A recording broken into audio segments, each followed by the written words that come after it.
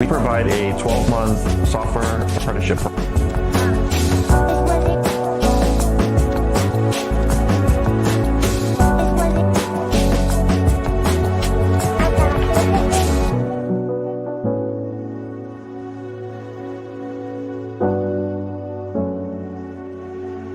And get picked up by a big tech company. What Mike has built and what this team brings is it's AAA class.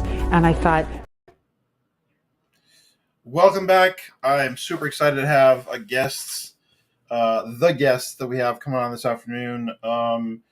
She is someone that I've known for a minute and been on the journey with her, and just exciting to see where she's at today, and hopefully continue to have her serve as an inspiration to other women that there's a place for you in tech and you can succeed as a software engineer, which is not where you see a lot of women in, at least in my experience. So I'm super excited for the guest. We're super close to the weekend, so I'm excited to end the week like this and to have this opportunity to share this exceptional story. And once again, I've been fielding a lot of people reaching out to me about questions about Bitwise, about our apprenticeship program, the pre-apprenticeship program, the skill bridge program. We're pushing, and I'm heads down as hard as I can. I got a special announcement that I'll be making soon. We're really close. So keep your ear to the ground. I will have the little ticker that will have my text number, and you'll be able to text me, jump on the list, and be one of the first to find out as we make some of these breaking announcements. So without further ado, I'm going to introduce my co-host. You know him, you love him, Alex Martinez. Alex, where you at? There you go. Thanks, Mike. Welcome back, everybody. My name is Alex Martinez from Creating Coding Careers, where we help aspiring developers transition into ServiceNow and software engineering roles. So Mike and I, we started these sessions back in August of last year. And originally, we just started reaching out to alumni, and we invited them over to share their journeys into tech and lending any advice they can give to all the up-and-comers. And I'd always tell the apprentices, you know what? One day, I'm going to ask you guys to come on and share your story and pass on your knowledge to the next generation. And we actually got to that point now. So we have Elena Mudrakova. She is a software engineer who went through our apprenticeship program. And she's going to be here sharing her journey through our apprenticeship program and into ServiceNow. She actually went over to the mothership. I'm going to bring her on now. Welcome, Elena. Hi. Thanks for joining us. Thank you very much. Before you start, I wanted to give you just a quick intro about Elena. This is what I remember from her. So our apprenticeship program consists of 3 to 4 months of curriculum where people learn the MERN stack. And I remember it was only like about 2 weeks in, and it takes about 2 to 3 months to get to React, where we start developing, apps using React. And it was only about 2 weeks in, we were having the show and tell. On Fridays, we would have the show and tell and say, hey, show everybody what you've been building this last week. And it was, only a couple of weeks since she started. And then she decided, I'd like to share what I've been working on. And so she shares like this financial super duper calculator with all these animations. And I'm just, all of our mouths are dropping like, wow, you've only been doing this for 2 weeks and you just built that thing. I mean, I swear this thing looks like something you could have bought at a store. And it was super impressive. And from that day on, she just shot through our curriculum like a rocket. And she's been just killing it ever since. So before we get into your story, Elena, I definitely want you to share your story about what got you interested in tech. Can you share that part first? Yes, of course. I'm very embarrassed, actually. Thank you for praising me. So I am actually very average person. I'm not this kind of person who has been doing computers since I was 5. And I actually have been working in retail, and I built a career in retail. It was in different country, in Russia. I moved to United States from Russia about 7 years ago. And I have been working in retail, and then life happened that way. So I moved, and I needed to do something here in United States, because like sitting at home till the end of my days, it's absolutely not my case. And I decided, so it's like new country, new world, new me, new life. Of course, yeah. And I want to try, I want to use that chance, and I want to try something that I never wanted, that I kind of wanted to do, but I did not have a chance to, and I did not want to work in retail anymore. And so by that moment, I had 3 options in my mind, things that I would like to try. It was becoming a doctor, kind of pretty serious thing. It was becoming a lawyer. And the third option was becoming a software engineer. And I always needed to, of course, I needed to kind of take into account my life circumstances, that I was an immigrant, that by that time, my English wasn't very good. Maybe now it's also not good, but like was it very so different, like different life circumstances. And eventually, like I was thinking about it for a long time. And eventually I decided to go with software engineering. And one of the reasons was that it's actually easier to enter the industry and kind of start working than if you want to work as a doctor or if you want to work as a lawyer, because for those things you need to learn like a lot of years in the college, like 10 years for doctor minimum, right? It only after that you can go and actually touch people. And so these are, and I just went to community college to try programs and to start learning things myself. And there wasn't a big choice in community college. There was like web development and classic computer science degree.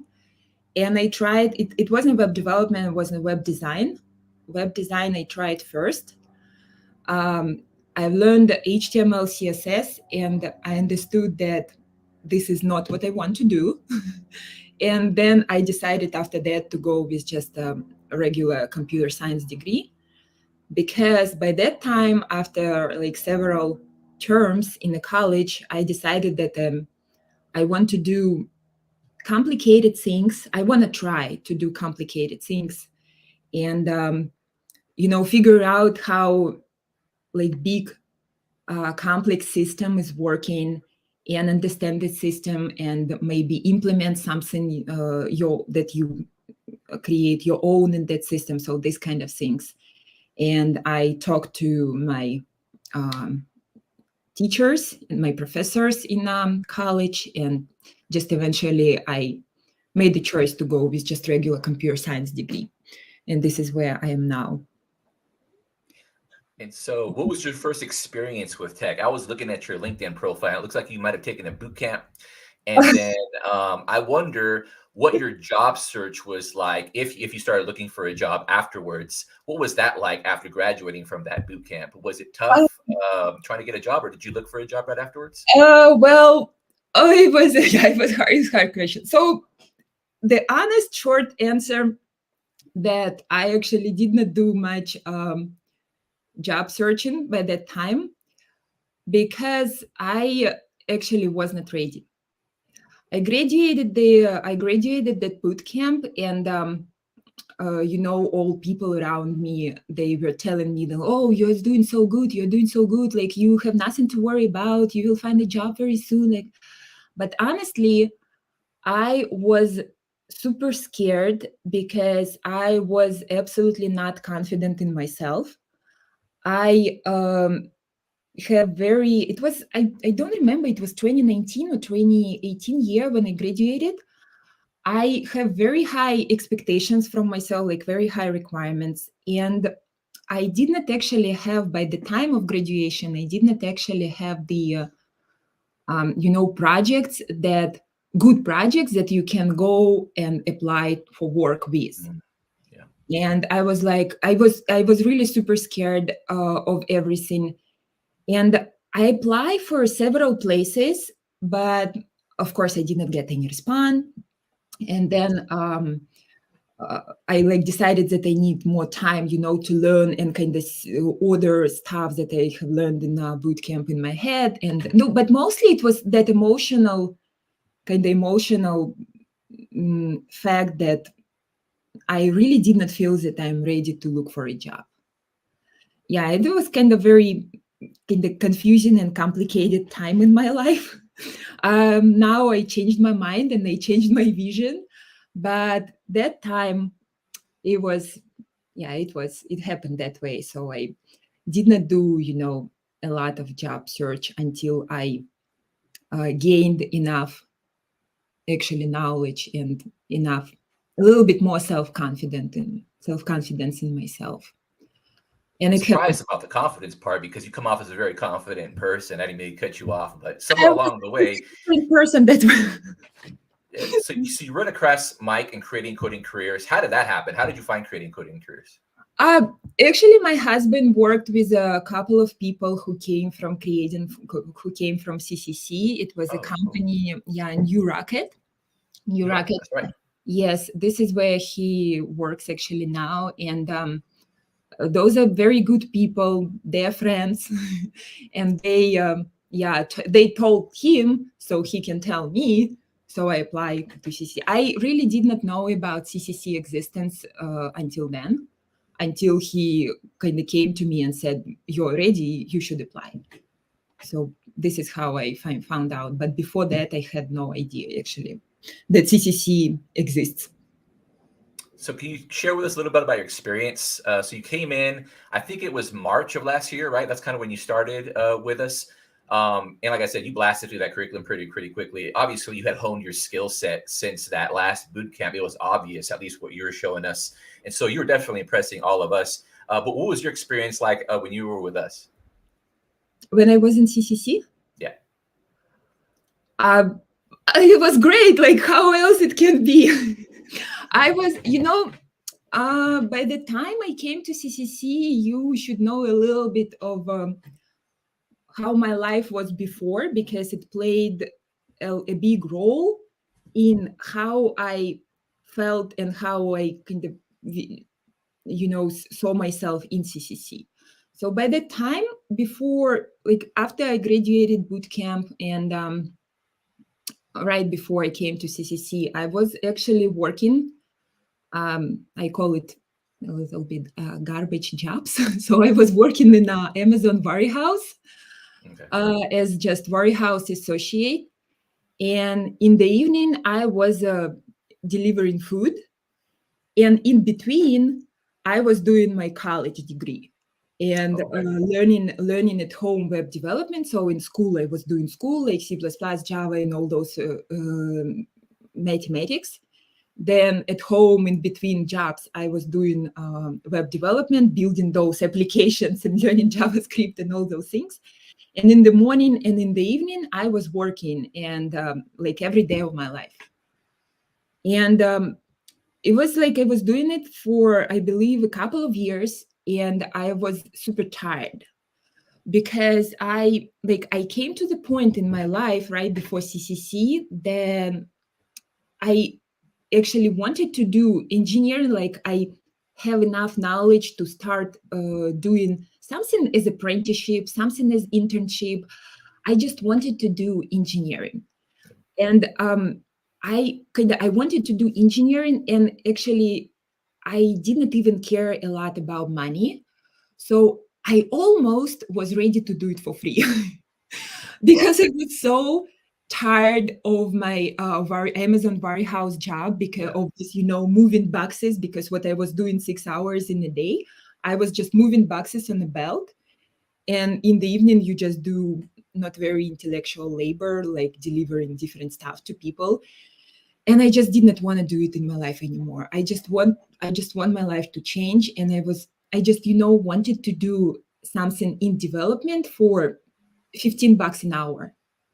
And it was like my ultimate goal. And so when I found CCC, I was extremely happy. I was like, I got what I wanted. I got apprenticeship for just a little bit of money. Like, thanks that you paid me and it was not free. So I was so happy that I don't need to go to Amazon every morning to move boxes, that I can learn different stuff, and I can even get paid, that I can do actual, intellectual labor. And I really was very happy. I was very happy because I'm grateful even today for what happened to me. And I was very confident, like, because how you cannot be confident in a mic? Because, I thought that even if something happens, and because it's life and like different circumstances, and even if I will not get a job or I will not get an apprenticeship, it will give me an experience. Yep. It will give me like definitely an experience, and I am right now in a place where I want to be. So everything was just perfect. Like great, absolutely great. And I was, yeah, and I'm sorry, and I was really actually very confident in that it will work out. I don't know why, but I was very confident. And it worked out great. So you honed those MERN stack skills. You got React down for sure. You were definitely impressing us with those.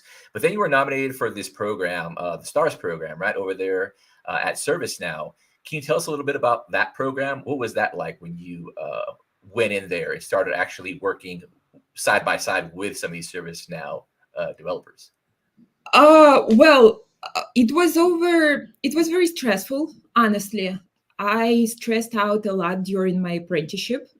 I did my best, definitely. I worried that it might not work out, again, because of life, different circumstances, like in life and economic, and, maybe something happens just. And so it was a little bit hard, like emotionally hard for me, because I really wanted it to work out and I really wanted to become an engineer. This STAR program, it's a new program for ServiceNow. We were like guinea pigs for them, me and Bernadette and Marjorie.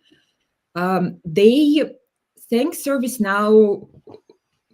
It's they were nursing us throughout all those 7 months.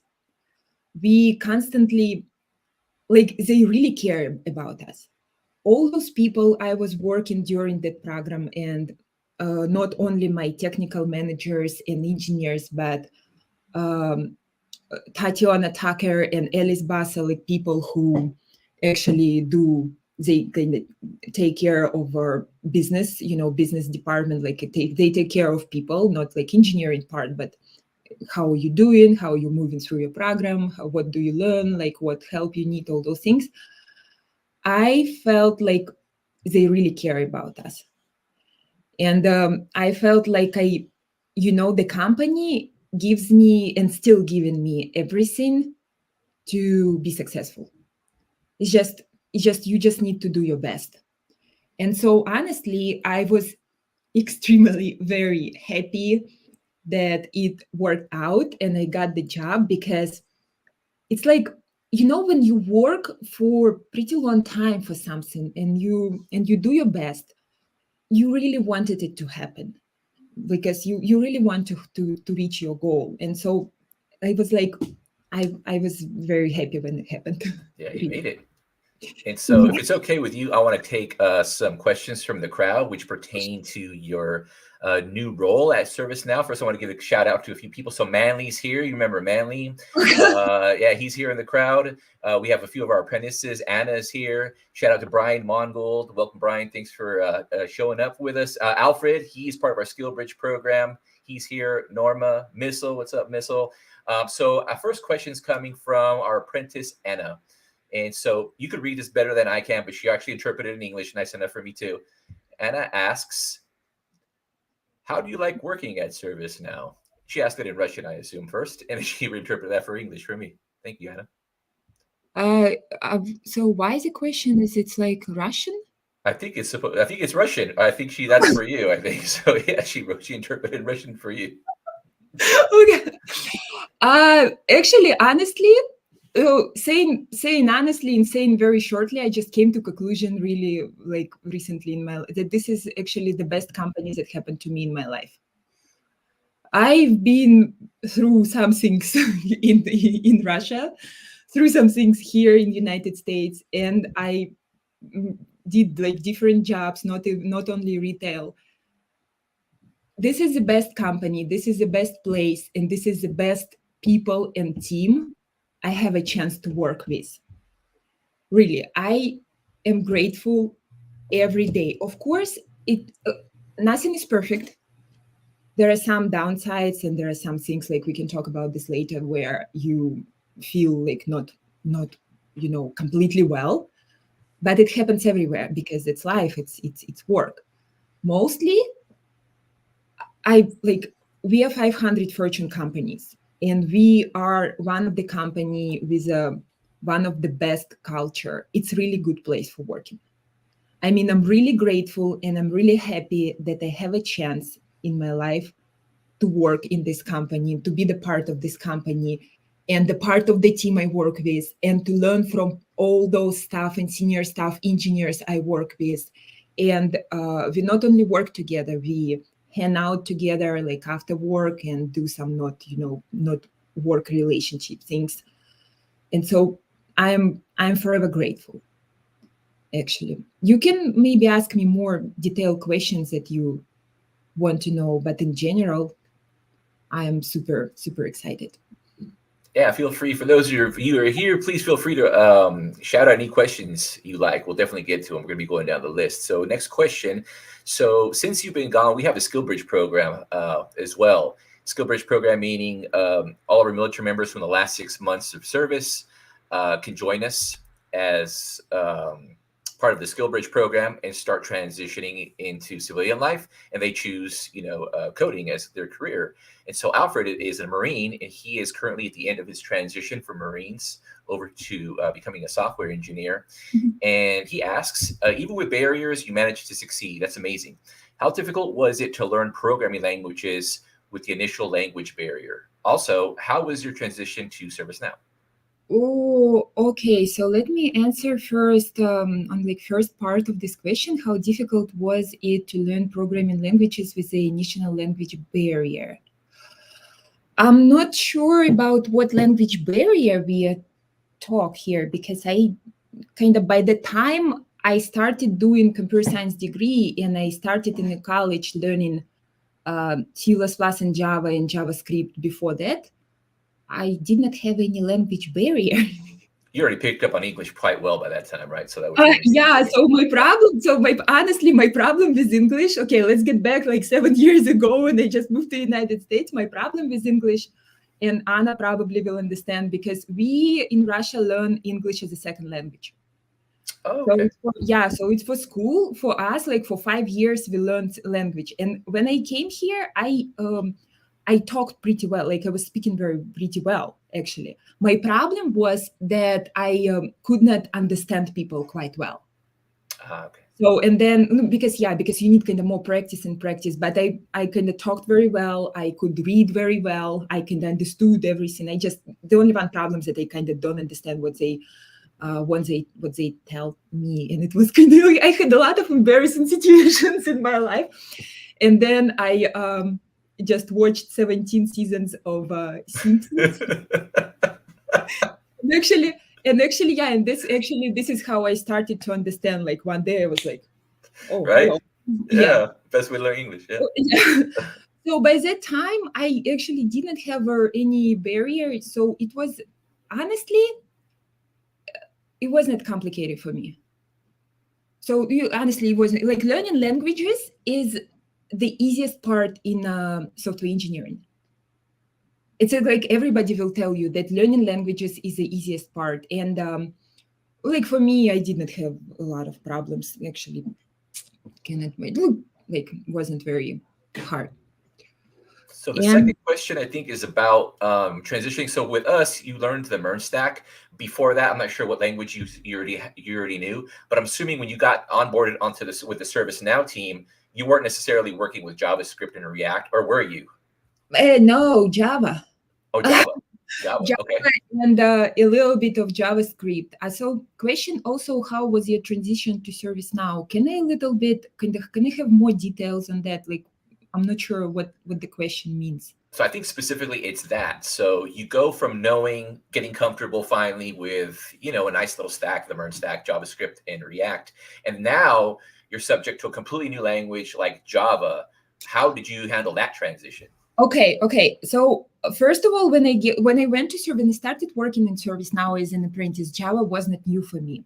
By that time I was almost kind of finishing my 260 units in community college for computer science degree, and by that time I did first 2 semesters of Java. I did 2 semesters, so C++. So I did not work with Java, but I was learning it. So I knew what is OOP is, like object-oriented programming. I knew what Java is. Of course, when you start working, you understand that you know nothing. but it was not complete. Like it wasn't completely new. I think actually it was one of the actually small reasons why they, actually hired me, because I kind of knew something what's going on with Java. And the one thing I want to say is, when you know one language, it's going to be much more easier for you to learn next languages. So you just need to learn one, pretty well understand like concepts, and then taking those concepts, learning other languages will be like that. So you just need more practice. So I cannot say that, guys, I can't say that Java or any other, technical like technologies is a main, complications at work. Actually, maybe it will be a surprise for you, but it's like knowing those technical things is not the it will not be the biggest. I do not want to say the problem for you, but let's just put it this way: it will not be the biggest problem for you. So there'll be plenty other stuff you got to worry about, I guess. Yes. You have a lot of other stuff to worry about. So learning languages, it's the easiest part. That's good. So I got another shout out going out to Mish, all the way from London, joining us. Thank you for joining us, Mish. And we got another question. This is coming over from Brian Mongold. So Brian, I believe, is over at the Skill Bridge program at ServiceNow. Correct me if I'm wrong, Brian. We just connected recently. He says, he's asking, could you share the onboarding and transition process you experienced with ServiceNow? Onboarding and training process. So onboarding process,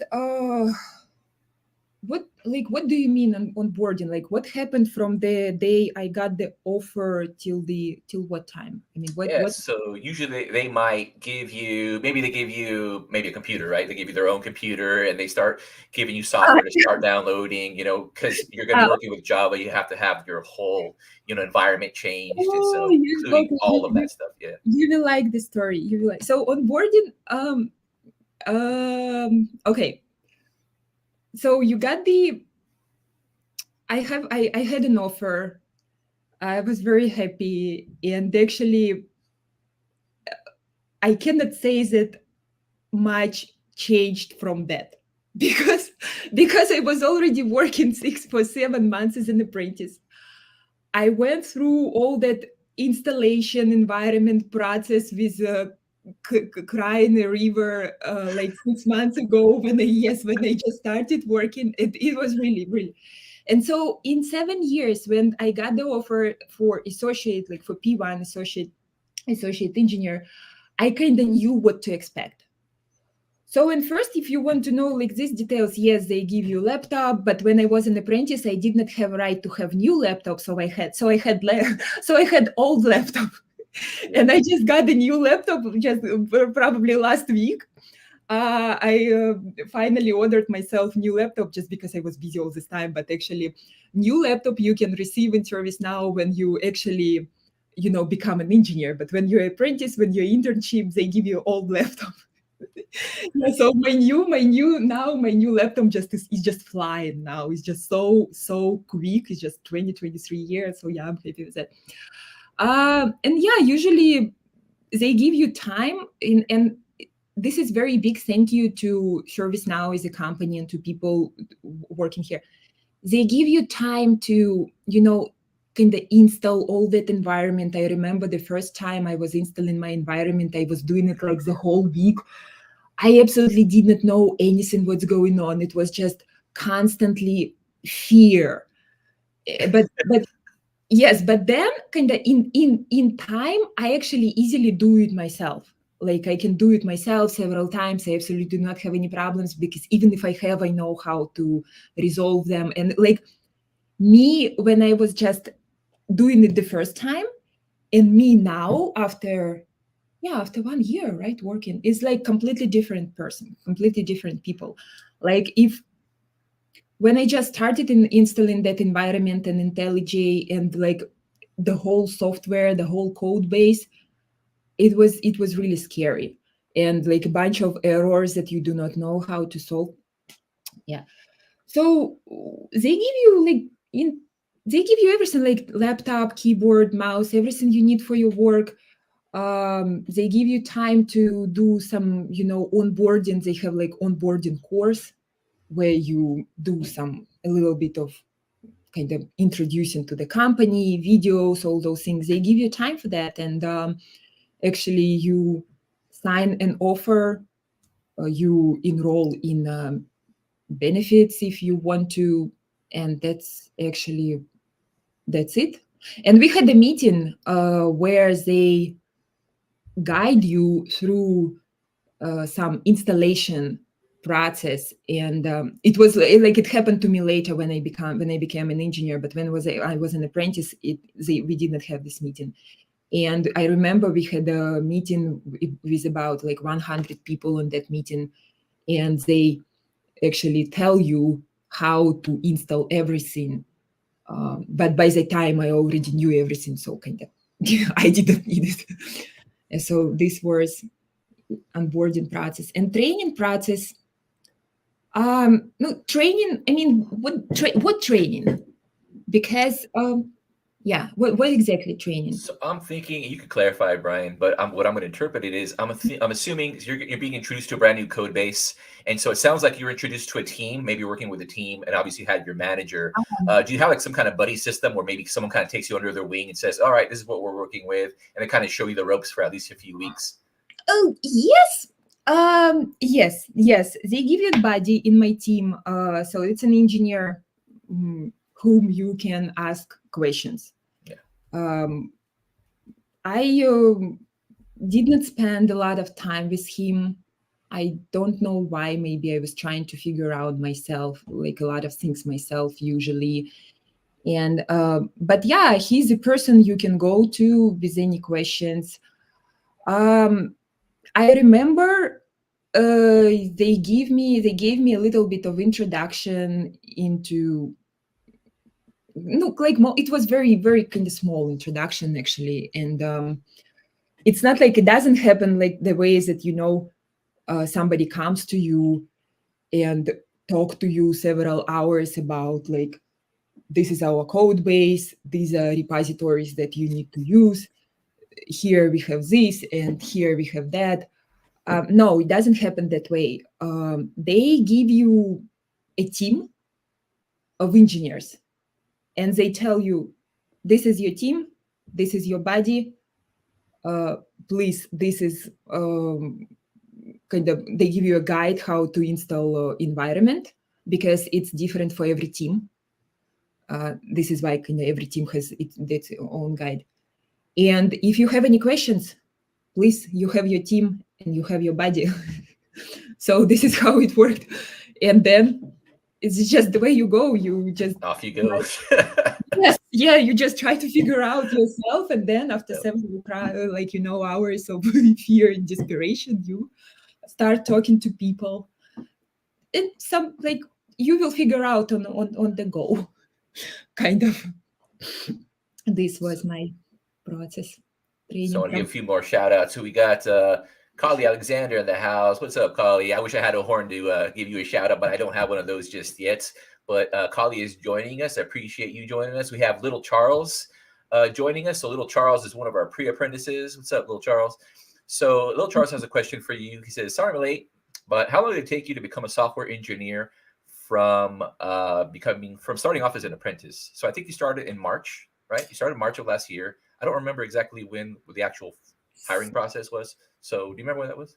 Yes, I came to CCC on, I believe, March 7th. Okay. And at somewhere in the middle of April, maybe April 20 something, I had an interview with ServiceNow. Wow, It was, yes, it was that's like, crazy. yeah, that's why I'm saying, like, how you, like, you're in the best place being in CCC, guys. You, like, you are almost there. So there's nothing to worry about, actually, because, like, when I was in CCC, I did not think about, like, oh, 2 months and all in the interview already. But I was thinking about it now, after a year, that, like, it happened to me, that, yeah, like 2 months, months and a half. And I had an interview with ServiceNow, and I did not know the answer until I believe, middle of the May. And somewhere in the middle of the May, Mike told me that they accepted me for apprenticeship, and then I start June 6th. Wow. So from March to June, you were with us, and then June is when you started with 3 ServiceNow. months, Right? yeah. So a few times with CCC, so a few times, just 3 months, and then apprenticeship, half a year. So, And then, oh, that's right. So 6 months with ServiceNow as an apprentice, and then you got hired on, right? yes, As an engineer with them. and That's before, amazing. yes, and before apprenticeship, 3 months with CCC. So this 9 months, I believe. Yeah, super fast. So I think our average is like 8 months. I think that we tracked. So yeah, that's lightning speed compared to having to go out there, get a 4-year degree, and looking for a job afterwards. So that's. I am shocked myself as well. So we got another question for you, Elena. This is from Mike Lane. So Mike Lane is one of our apprentices. Mike Lane says, being a software engineer, how long does your upper management team give you time to complete your daily tasks? It depends. First of all, I want to say about ServiceNow that I'm very grateful, and I'm very grateful for my management, that nobody, stands behind you, pushing you in your head, like, that you need to finish. It's like you're given a task, you might or might not be given a deadline, because it depends on the task, and I will talk about it later. And then you just can work on the task. And if you have some complications in the process, you go, usually first place to go, well, you need to collect information, but then you go and ask your engineers for help. And if need, you can go to your manager. But so it depends on a task. If you work on a story, and story usually is a development of something new, you can develop it for several sprints, and one sprint is 2 weeks. Okay, there you go. So it really depends. You can you can develop it for a month. I know an engineer from another team, he was working on something for a month. You can work more. So it really depends on the task. If you're working on a defect, usually how it happens, you have a sprint, you have sprint planning. Sprint planning is when you plan your work for the next 2 weeks. You have a list of tasks that you are given on that sprint planning. You can talk to your manager, and they ask you, like, how you doing? Will you be able to handle it? Like, how you estimate, evaluate your time, because you need to do very good time management. It's very important for you, for an engineer. And you have a list of tasks usually, and some of them you are expected to finish during those 2 weeks. Usually it's defects, because we have 3 types of tasks. We have defects. Defect is something that doesn't work in software. It's a bug, you need to fix it. We have story, which is usually development of something new. And we have a case task, which is when the customer uses our software and there's something that doesn't work in our software, but from not our perspective, as you know, from underneath the code, but from how our customers use it. So you need to know how to use that software, not only how to develop that software, but how to actually use that software, because customers, they come to you, they come to support first. And if support cannot resolve the issue, they send this issue to engineers, and we need to figure out how to work with that. And so case tasks, it also can take different time. It depends on the task. So it really depends.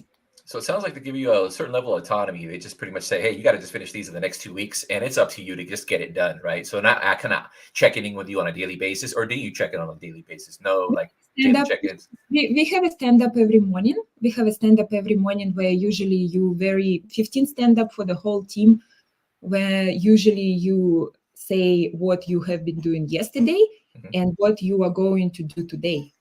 That's it. With complications you faced yesterday, if no complications, you're good to go. I'm so glad you said that, because we are doing that now. So that's what we do every morning. We ask, what are you guys doing today? What did you guys do yesterday? Do you have any blockers? And then on we go to everybody, so everybody gets a chance to stand up and like kind of see how they're doing, how they're progressing along with their story. So there's a follow-up question to this one from Mike. And so I think it's a little bit funny, but I'm curious also. He said, thank you for answering. Are you looked down upon if you do not complete a task in your 2-week sprint? Are there any repercussions, or what happens? Does it just get pushed over to the next sprint, or what happens exactly? No. First of all, I asked, like when I just started working as an engineer, not as an engineer, I asked my manager, like, what are my deadlines and what your expectations from me? Like, am I expected to finish it in a sprint or so? First of all, they kind of give you kind of credit because you're an associate. And the most of my engineers, the most of my engineers in my team, they're senior staff engineers, or people with 10, 15 years of experience. And that's a completely different story. So thanks to my management, I have very adequate management. And my manager is also, he is staff, I believe, senior staff engineer in his past, and then he became an engineer. I think he absolutely understands like the level of associate, the level of staff engineer, and when he gives tasks to those people, he kind of estimates how long time you need for completing the task. Absolutely nobody is punishing me for that. We're a very good team. But it's like, this is why you have sprint planning. You are expected to finish your tasks during the sprint. There are some things that and it happens to me sometimes, that I don't have enough time to finish those tasks. And sometimes during the sprint, you can receive tasks that were not planned for you during the sprint meeting. And so you need to do those things. And that's why you kind of move things around. But mostly like 99% of time, you together plan your work for the sprint in such a way so you are able to finish it. Because you have a lot of experienced people around you. And if they see that you take kind of more that you can handle, they will tell you like, no, let's just do one at a time, like let's just do step by step. And you just, okay, we will do step by step. So absolutely no problem with that. But you need to know what are expectations from you. Like you need to keep that in mind. And of course, if your manager tells you that, I expect you to complete this list of tasks, you do your best and you complete it. If you move constantly from one sprint to another sprint and like you do it regularly, it's not gonna be good for you. But I don't do it because they plan very well. We plan very well. So you definitely have to brush up on your time management skills and learn to prioritize certain things, right? And I can imagine you have to be resourceful, maybe even ask. You just work 12 hours a day. No, I'm kidding. I used to do it, but now I don't do it because rest is very important. Otherwise, you will not be able to. So that was the next question at perfect timing. So our next question is coming from Alan Romo. So Alan's asking, how is the work-life balance at ServiceNow? Oh, it's just beautiful. Like I said, it's the best company in the world, guys. Sometimes things that it's not very often, but pretty rare. But sometimes we have days when we have, team building events. When every 2 weeks we have, it's called social, and social when we you can have an opportunity to drink beer with your teammates and eat food. So it's very good balance. I kind of, what can be better? I like, actually, yeah, I know that a lot of people, like, ServiceNow is famous for its culture. I know that they're comparing, like, like people work in Amazon, what they say about Amazon, about other companies. And from those companies, ServiceNow is like the best company for its culture as well. And if you need a PTO, it's paid time off. We have unlimited PTO, and like, I don't use it often, but you can, and it's never a problem to have PTO. You just message your managers that they want to take several days off or like couple days off, and you got it. So there is absolutely no problem. Some people, they can go to, because we have a lot of people from India working in ServiceNow, and from my team as well, people pretty often go to India for 1 month because they have like families over there, and like, not only from India, people from other countries as well. It was never a problem. So the main thing is that you need to finish your work. You need to be you need to be able to complete tasks that I assign to you. And if there are some complications, you might talk to your teammates, engineers, and ask them to help, or maybe to reassign something to another engineer. And like, we help each other constantly. So it was never a problem, actually. Sounds like a great place to be working. So yes, it is. Manley's giving you a shout out. So of course, remember Manley saying Elena is the real MVP. And now he's going out there saying, wow, already a year in. I'm sure you can give some good references now. So just a hint for what's to come. I'm sure he's going to be reaching out to you to see how he can level up into the mothership one day. Let me see what's the next question. Oh, here we go. So we got Eric Dalmau. This is one of our alumni. You might have remembered Eric. He's been a guest speaker in the past. He was actually our very first guest speaker when I first started this stuff about, I don't know, back in August. What is the most in-depth task you have done so far at ServiceNow? Great question there. What is the most in-depth? I'm not sure. Maybe some cool feature you guys have been working on, or you touched upon that you might be able to share with us, like something that we are familiar with that you put some code into. Look, mostly what I have been doing so far, it was defects. Yeah.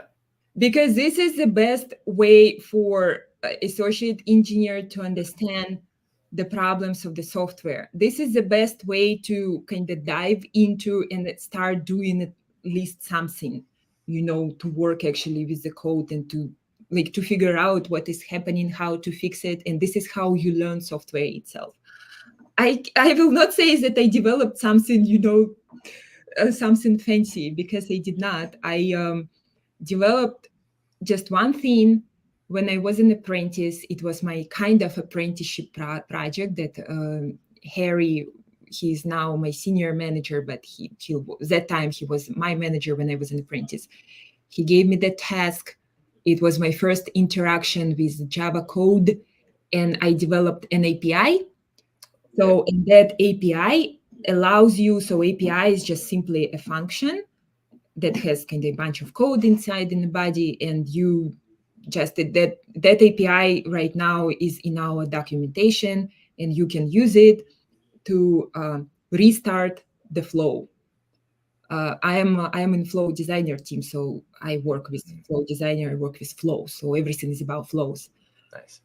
So it was the last thing I developed. I don't know how cool is it. For me, it was very cool that I was able to manage, But since then, I will develop another feature. It's not kind of feature we are trying to bring. Actually, I believe that's a feature. We try to bring we kind of have legacy features and Flow Designer. So we bring functionality from legacy to flow designer gradually, step by step. And we are working on Washington now. And I believe for Washington, I am developing now like another thing. It's like it's like legacy functionalities that does not exist in Flow Designer. I have absolutely no idea how to do that, but I'm working on it. Yeah, I get that. Every time I have a task, every time you open a new defect, you open a new, I don't know, case task, you open anything, and everything is new for you. And if you ask me, like when I open it, I have no idea what's going on. I have zero idea understanding what to do with it. But I'm like, I will figure out. And this is how you do it. This is how we do it. Really, I mean, you go, you collect information, you read first of all to gain an understanding of what's going on here, like with what you need to work, right? You install something, you play around, then you go to your engineers and talk to them, and from there, like step by step, little by little, you just do things. This is how it works. So you just kind of led into one of the questions that I had for you, which is the imposter syndrome. It kind of feels like that never goes away. It sounds like every time you touch something new, it's like, what the heck is this? And, it's like starting from scratch, going through that whole, phase of, oh my God, I don't know what's going on, to, okay, I'm figuring this out, and then getting a little bit of confidence and finally getting it done and saying, okay, now you got something else new. So that is kind of like a recurring theme, it sounds like, through school and maybe even now. Is that so? You will like the stories about imposter syndrome. So all my life, people were talking imposter syndrome, and I was like, talk to them, and I was on those meetings. In our company, we also have meetings about imposter syndrome and how to fight it and all those things. So saying honestly, all my life, I never understood imposter syndrome. And honestly, I always was thinking that imposter syndrome is some silly thing that people just come up with, they just created a problem, and they're, it's not really a problem. And so it was my attitude to this issue before I got an offer for associate engineer in ServiceNow. Yep. After somewhere 3 or 4 months in service, working as an engineer in ServiceNow, I caught myself that I constantly, like on thoughts, that I constantly think about myself, things like, I'm not very good to be there because everybody is so smart and I'm not so smart. I don't deserve to be there because I don't have computer science degree. And actually, I don't know, I did not go through all those hell of looking for a job. And, I applied for apprenticeship for CCC, they accepted me, and like I got in ServiceNow with apprenticeship. So I really did not do that terrible way when you need to look for a job. And in the United States, like people say that if you need to look for a job, it's a tragedy happened in your life. And I was like constantly thinking about myself that I don't deserve it. I'm constantly scared. I'm not good enough. So things like that. And then I just realized that this is exactly imposter syndrome. Yep. Because I was working in ServiceNow, and I was like, that's very self-destructing thoughts. And I was like, why am I thinking all this? Because I constantly think all this. Because every time I work on something, I really overstress, because I always think about how I compare myself to other people. This is something that you should never do. So I do this stuff. And so, yes, I realized that, like, hello, I have it. Life taught me the lesson. You cannot oversmart life. Yep. So, so here I am, like very good example of struggling imposter syndrome. So, yeah, like I don't fight it. I cannot say that I do something with it. I do nothing. I just accepted it, and I thought about it for a little bit. Like I analyzed it, and I thought that I did my best. in everything that I do in my life. When I was in CCC, when I was an apprentice in ServiceNow, I was trying really very hard. And like who we are to judge other people. My life happened the way it happened. Here I am. And so what the best I can do in my life is just to keep doing the best. Because everybody is unique. Every person is unique. And every person has his or her own story. Again, we are nobody to judge other people and to judge, the way they got somewhere. So this is how I live, actually. I think we can all relate. Little Charles just put up, I do that too. Oh my God, thanks. I needed to hear this. So I think we can all relate. I'm glad that you're sharing that with us because it lets us know that, something that everybody struggles with, no matter how many years you have under your belt or how up you go into the, ServiceNow industry. It sounds like it's something it's just there and you just learn to just keep soldiering on, right? Yeah, you don't have another way. I mean, you just do. I mean, I don't know. Some people, they're like, you need to fight it. You need to do particular things to avoid this syndrome or to eliminate this problem. I cannot say that I, fight this or did something special to eliminate this. I live with it. Yep, exactly. Got some more questions. We're okay with time. Is it okay? We have more questions coming in and you're okay to keep talking? I want to be respectful of your time. We're approaching an hour almost. You still good to go for another few? It can be useful for you guys. Yeah, we got a lot of questions coming in. So let's see. Let's get the next one in. So this is Giselle Amon. I hope I said that right, Giselle. She says, hello, before your apprenticeship ended, did you receive an interview before being offered a full-time position with ServiceNow? And if yes, how was it? That was a great question. Before your apprenticeship ended, did you receive an interview? Did you receive an interview before being offered the full-time position? At ServiceNow. So the deal was that I have an apprenticeship for 6 months, and after 6 months, they will tell me if they want to hire me or do not want to hire me. But actually, the deal was that like 99. As I understood when I just started that apprenticeship, that it's like they have when you start an apprenticeship, they have very solid intention to hire you. So it was kind of 99% that you do apprenticeship and you are supposed to stay in the company. So there was no interview to say, okay, after you're done with the apprenticeship, okay, now we're going to interview you to see if you will be hired on full time. There was no middle No. interview. Okay. No, Well, how about the other interview? I guess the interview to get into the STARS program. Maybe we can answer that for her. Yeah, I didn't have an interview, but I did work for 2 teams. So in Flow Designer, now we have 3 teams, but by that time we had just 2 teams, and I worked in both of them. And when I understood after, like nobody interviewed me officially after after 6 months, it's just they just watching you. I mean, when you work, all people with whom you work and the management, they're watching you and they see everything. They understand everything. Like they are very experienced people. They will understand what you do, how long time it takes you, like how well or not well you learn. You don't need to, explain or talk to people. They see you. Yep.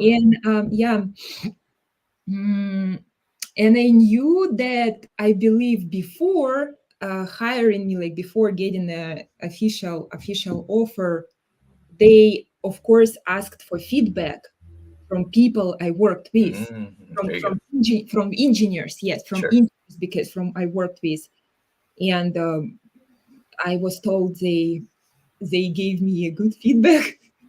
So I was very, thank you for that, guys, if you see me. So no official interview. I didn't have at the end official interview. It's just was a little bit of complications, but then it was resolved, and I got an offer. About an interview before apprenticeship. Yeah. I had an interview with Harry Nelson it's like now he's senior. He's managing like the whole flow designer. So he's managing all 3 teams. Okay. By that time, I had an interview with him. And the second person was Tatiana. I'm sorry, I don't remember her position, but she is, I believe, staff or manager, or so she's working in a business department. She's working with people. She's overseeing all those internship programs. Next gen program, I think, something like that, right? Yeah, she's very important. Yes. Yes, next gen program. So she's like overseeing all those programs. So 2 people, and I had an interview with them. It was, I believe, maybe 30 minutes. So I don't remember. I worried a lot, of course, because it was an interview. But again, I mean, you just do your best. Just do your best. And I felt it was good. Nobody told me the answer only in 1 month I knew the answer, but I did my best in that interview. I really wanted to work.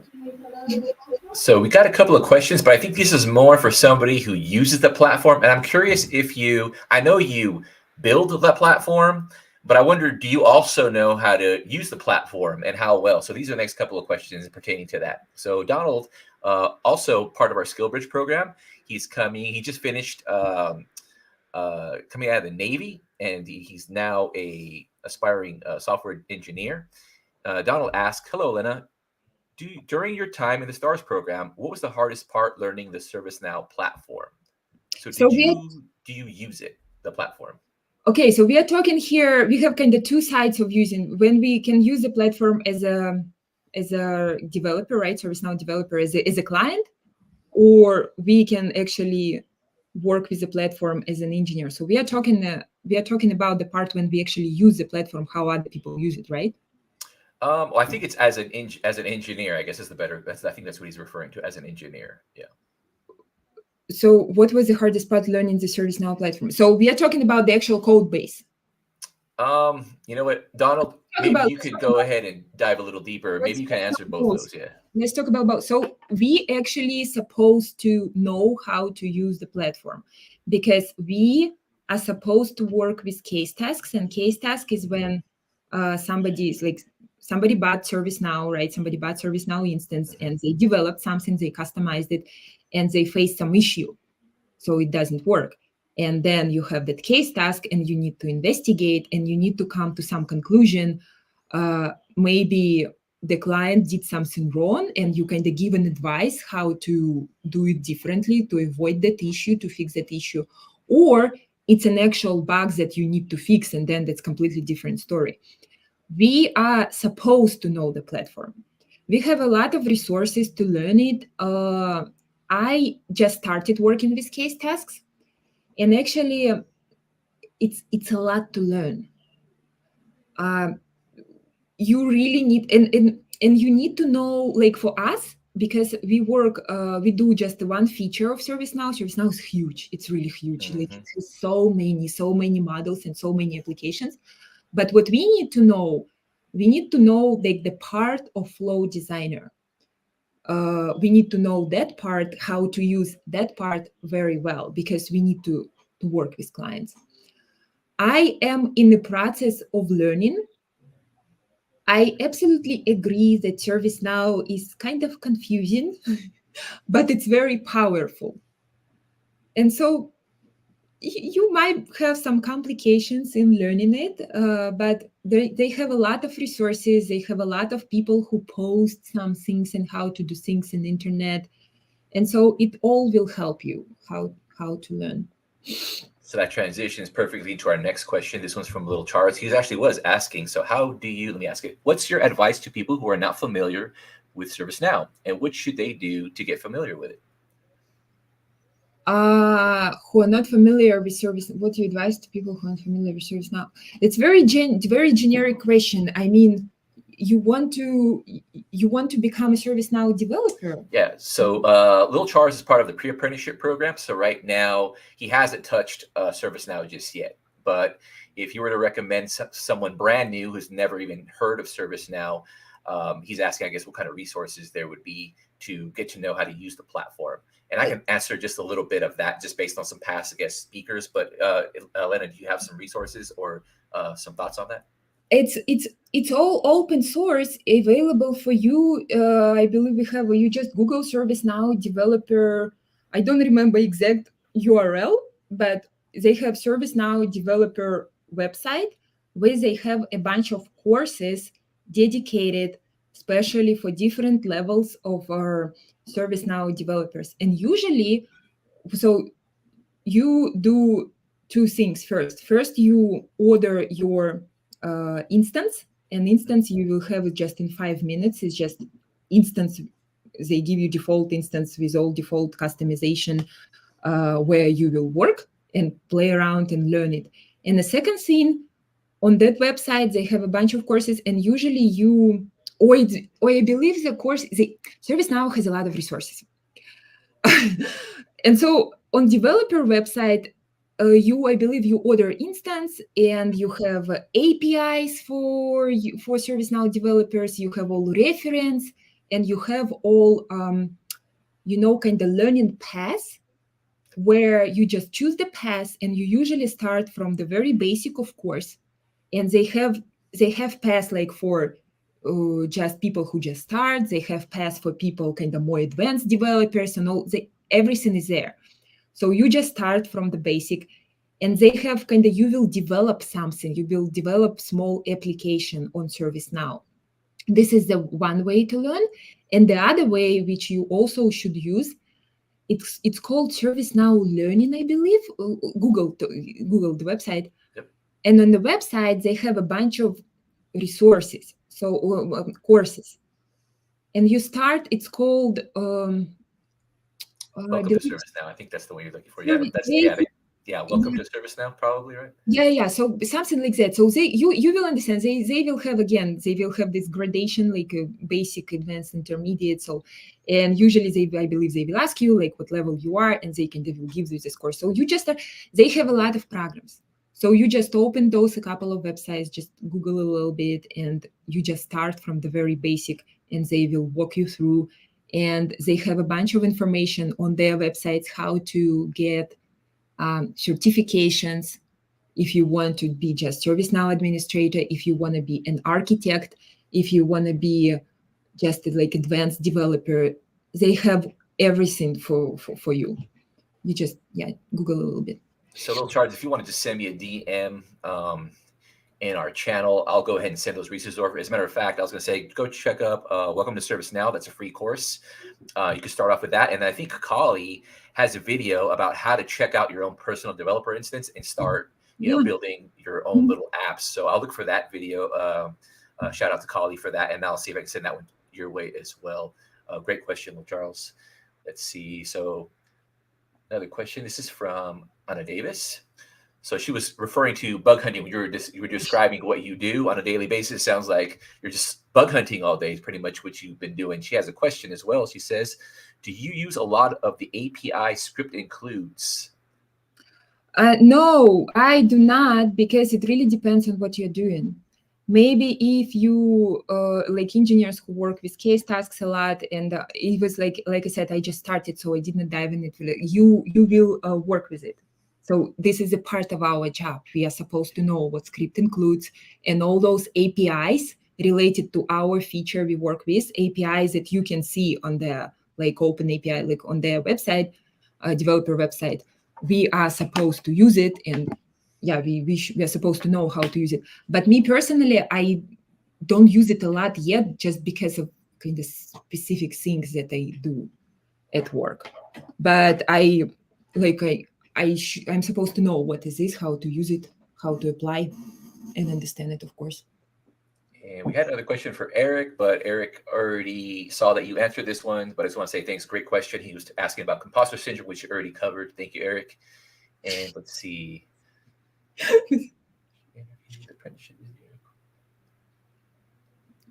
Maybe he did not hear. I don't do anything. I have it, but I don't do anything. I just try to become. It's like the best version of myself. No, really. really how it is. Like, you just, if you start doing something, you just do your best, and you kind of understand every necessary small thing you need to understand to do the job. This is what I try to do every day at my work. Great advice. And I think that wraps up all the questions we have from the crowd. I just have that final question I ask of all of our guest speakers, which is, what advice would you give someone who's interested in pursuing a career in software engineering? Any overall advice, general advice you give anybody? I am such advisor, of course. I know, guys. Patience and consistency. Patience and consistency. And patience and consistency every day. That's all I can tell you. It's not going to be easier. If you expect it to be easier, it's not going to be easy in your life. You'll just get used to how things are hard. Maybe like in 10, 15 years, you will, not maybe, but you definitely will feel yourself differently, in terms that you will, of course, become much more confident, and you will react on things differently, like inside emotionally and outside emotionally, because you will understand in your head that you went through some things, that you have particular experience, particular knowledge, and experience is very important, and you will feel yourself much more confident. But it's not going to be easy, I'll tell you. No. Embrace the grind. Yep, you got to embrace the grind. So I posted up Elena's LinkedIn profile for anybody who would like to connect with her. Elena, thank you so much. I know I told you I'd only take 30, 40 minutes of your time, and it's already an hour and 10. And thank you for everybody who's stuck with us this far. Appreciate all the great questions you guys have been asking. Please stay tuned next Friday. Deontay's got another great speaker coming up. Same time, same channel. Hope to see you guys all there. Elena, once again, thank you so much. Everybody have a great weekend. Elena, you have a great weekend. We'll see you guys next time. Good night, everybody. Bye.